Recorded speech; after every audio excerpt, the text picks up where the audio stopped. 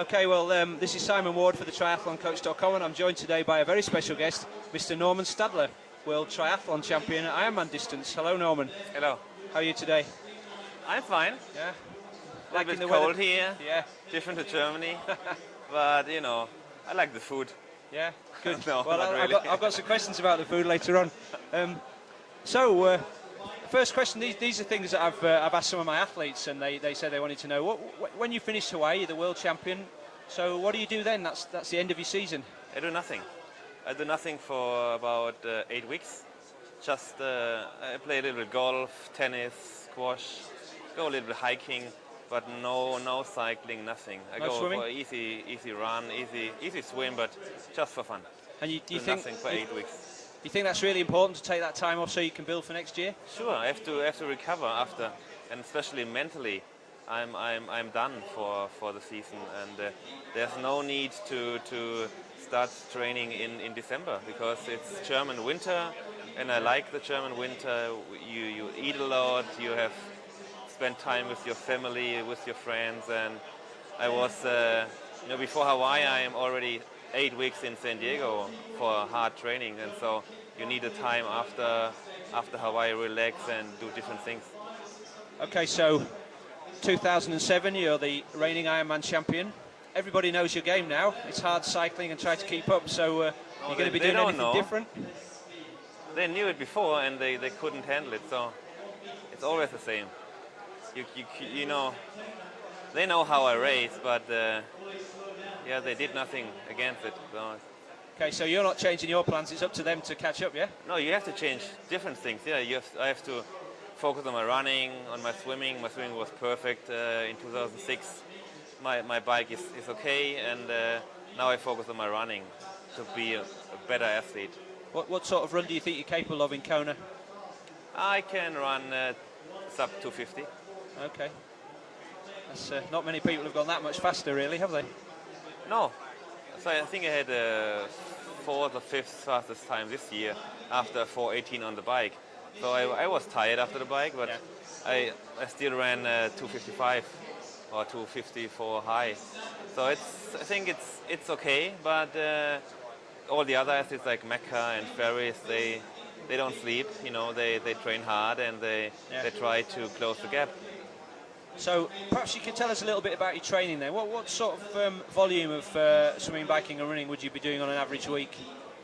It's not that much. It's about 15 to 20k in the water, which I don't like. I don't like swimming at all in training, especially in the pool. Then I do about between 500 and 600 kilometers on the bike with high quality. I don't go for easy rides. It's always a little bit faster than usually, and running about 80 to 120 in season. 80 to 120 kilometers? Yeah, so in the season. Right now I do much more in running. This week I have already 160k on the running. We do our base training with some marathon runners. And my background is running, so I'm used to running, but it's different being a short course athlete and an Ironman athlete. You need so many years and so much experience and so much base training. And now it's working for me. I have no injuries and I can run for 200 kilometers a week. Okay, and you talked about your end of season recovery. How about your recovery during the season when you're training? There's not much recovery. Do you take a day off each week? A day with less training, yeah. Just one session with easy running or easy spinning on the bike or easy, something. But I train every day, 7 days a week, but one day is very, very easy. And do you cycle the training in phases, so you maybe have 3 weeks of hard work and then 1 week of easy, or do you just keep building and building and building? I keep building. So I don't like 2 weeks of running and then 2 weeks of cycling, so I mix it up. And every week I have my special sessions with specialists. I have 2 track sessions with cross-country runners and long-distance runners. Then I have 4 times to 5 times swimming, and nearly every day I go riding my bike. So do you have one coach who looks after all your training, or do you access? It's me. Oh, it's yourself. So you self-coach. It's myself, yeah. for the last 8-9 years. It's me. You know, but I ask many people. I ask cycling specialists. I ask good athletic coaches, and you need input. You need, yeah. So I read an article the other day. I think you wrote on for Ironman Live maybe a year ago about when you joined the T-Mobile team and they did you some fitness tests and you were using the SRMs. You still using power meters? Sometimes. Use them in racing? No, because I don't like if they show my data. Okay. On the internet. So, but sometimes I use it. But you know, after 18 years, I know how my body works, and special sessions I do with my SRM, and but usually I do it without, and just feeling and my speed and how I feel. Okay, so how do you gauge your effort in a race then? All out. Just all out, even in Ironman. Even in Ironman, you can't go easy in the beginning. It's over. It's, you know, maybe years ago you could go like tactic and save some energy for the marathon, but now it's all out. Yeah, because a few years ago some of the Ironman guys were saving themselves and they're riding 4:45s, and then Cameron Brown and the guys just can't do that now. No. So this year, how will your racing schedule pan out in your build-up to Kona?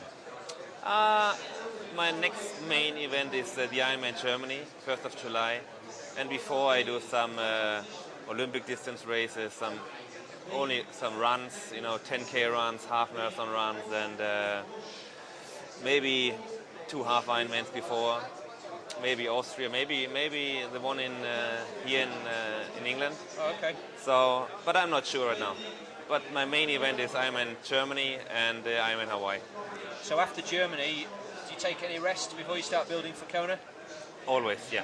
I need rest. How long would you take after an Ironman before you start really hard training again? You know, it's beginning of July, and end of August usually I go to the US, so I need 4 or 5 weeks to get ready for serious training again. And maybe I do the half Ironman in Germany. It's now 6 weeks after Ironman Germany. It's a new one. Maybe I do this for training, and then I go to the US to build up for Hawaii. So while you're racing, what do you use to stay focused on the bike? So let's say you're out there in front on your own. How do you stay focused? Do you have any cue words? The leading car. That's my focus. Yeah. I see the car, I see the clock. So, and I push as hard as I can, and I know those guys, if I go hard, they have to go much harder. And if I suffer, they suffer more. And they try to keep up with me, because now I'm also a good runner, and they can't let me go for 10 or 15 or like in 2004 for 20 minutes. That's not possible anymore. And what do you do when you're not having a particularly good race? How do you stay focused then? You know, I don't know. It's my job. You know, that's why what I train for. It's to be a good athlete, and you always have ups and downs. But all the other athletes, they have the same, not the same moment, but they also have 10 or 15 up and downs on race day. So you have to stay focused from aid station to aid station on a run. You stay focused, and you see some friends on the course. They cheer for you, and it's. But in the end, it's you. You know, you have to know what you did in training and what you can, and what you're able to. I don't know what the word is. I don't know. Okay, but I'd say that's very good advice for age groupers as well, is just to focus on each little bit at a time. Yeah, sure. Can you give any other age group advice?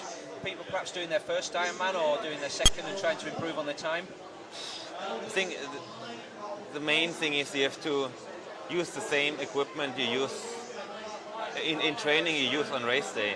You can't use Gatorade in training, and if you know it's power bar. Yeah. So it's you have to train your stomach. You have to use the nutrition in training. You use on race day, and you have to love what you do. If you don't love triathlon, don't do it. So because it's too much time, to be to spend too much time for training. If you don't love it, don't do it. And you have to train in a group. It's much easier to have fun or train in a group than by yourself, and ask better athletes, more experienced athletes, what they do or what they did in the past, or how they got better athletes. And I get so many emails and phone calls every day where age group athletes ask me, what shoes do you use, what nutrition, the size of my whatever, how much air or pressure in my tire. Well, that's good. Try it, email some pros, ask them, and maybe you get an answer, maybe not. But and of course they all want to know, what is the big secret? There's no secret. It's hard work. It's we all got talent, the top athletes, but in the end it's hard work. If you don't work, you don't win. How many years had you been training before you won your first Ironman, Norman? It's my 19th year in triathlon and 22 years in endurance sport. I started as an athlete, cross-country runner and track and field. So, and it's my 9th year in Ironman racing. So basically you just can't build up that endurance overnight, is the message? No, not at all. Yeah. So that you mentioned nutrition there, so and about making sure that in training you use the products that you're going to be using on race day. When you're not actually out training, so you mentioned the fact that you enjoy German food and English food. Faris has talked about his tacos and that sort of stuff. Do you like a burger? Sure, sure.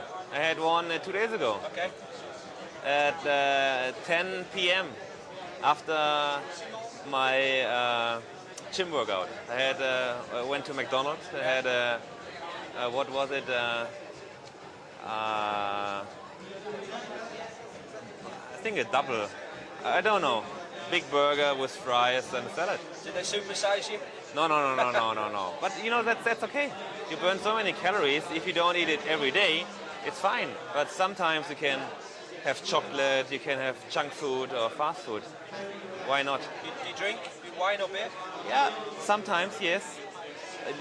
Last night I had 1 glass of wine with a friend of mine, but that's not a big deal. It's I'm not only an athlete, I'm also an average person.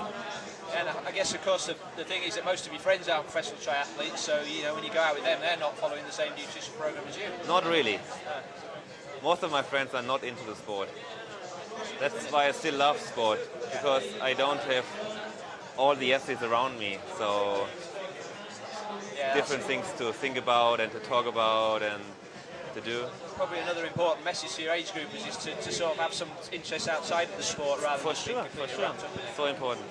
Okay, so a couple of final questions, Norman. When you're racing, how do you calculate in advance what energy requirements you'll have? Sure. And how do you do that then?